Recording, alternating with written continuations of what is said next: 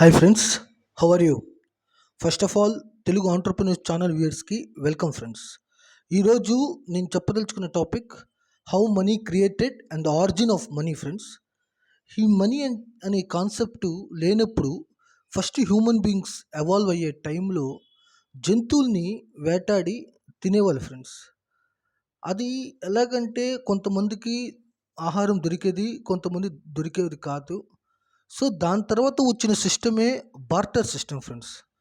Barter system అంటే ఒకరి దగ్గర ఫ్రూట్స్ ఉండి మరొక దగ్గర మీట్ ఉంటే అది ఏ లెక్క జమ లేకుండా కొంత ఫ్రూట్స్ వాళ్ళకిచ్చి కొంత మీట్ తీసుకునేవాళ్ళు ఫ్రెండ్స్.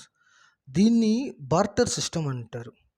ఇది ఎక్కువగా కెటిల్ అంటే ఆవు దూడ పిల్లల నుంచి స్టార్ట్ అయ్యేది ఫ్రెండ్స్. ఇవి కూడా చాలా ఇయర్స్ జరిగింది. బార్టర్ సిస్టమ్ కూడా చాలా ఇయర్స్ వరకు జరిగింది ఫ్రెండ్స్. ఓకే, దాని తర్వాత మెటల్ కాయిన్స్ వచ్చేసాయి ఫ్రెండ్స్. అంటే మెటల్ కాయిన్స్ ట్రాన్స్ఫర్ అయ్యేది. ఏదైనా వస్తువు కొన్నప్పుడు మెటల్ కాయిన్స్ ఇచ్చేవాళ్ళు ఫ్రెండ్స్. అవి అన్ని రకాలు ఉండేది. For example gold, copper, bronze అన్నీ ఉండేదన్నమాట. దాని తర్వాత పేపర్ మనీ స్టార్ట్ అయింది friends. Paper money first China నుండి స్టార్ట్ అయింది. దాని తర్వాత ప్రపంచం మొత్తం వ్యాపించింది ఫ్రెండ్స్.